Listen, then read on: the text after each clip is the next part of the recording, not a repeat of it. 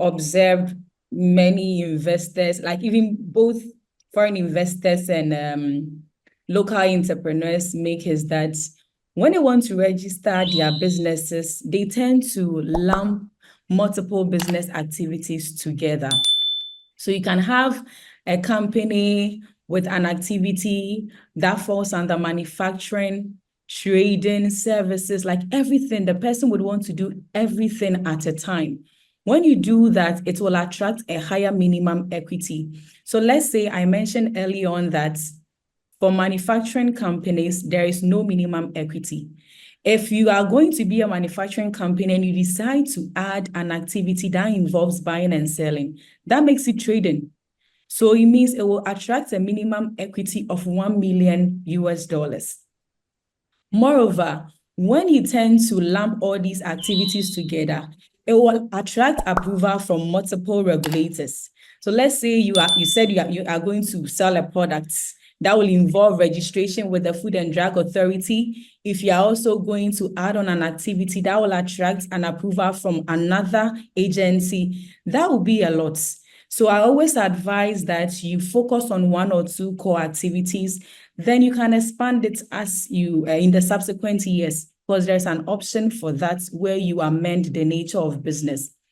And other times too, one mistake that I've observed is that foreign investors, they tend to choose a restrictive business name.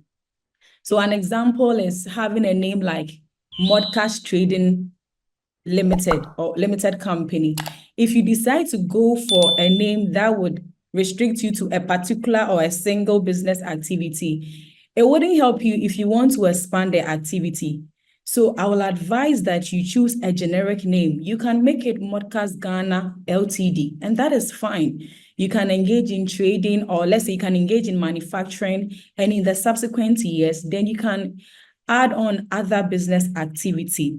And I think the last one that I would want to talk about is designing letterheads or company materials before the company is incorporated.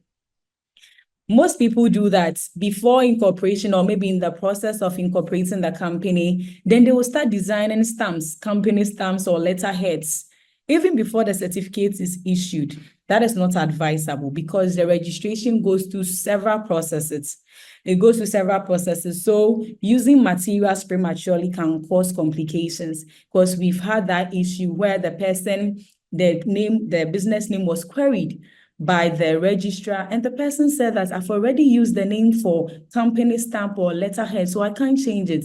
When it happens like that, you have to blame yourself, because every time you have to wait for the certificate of incorporation to be issued before you can go ahead to print your company documents or materials or anything you want to do with the company name. Thank you.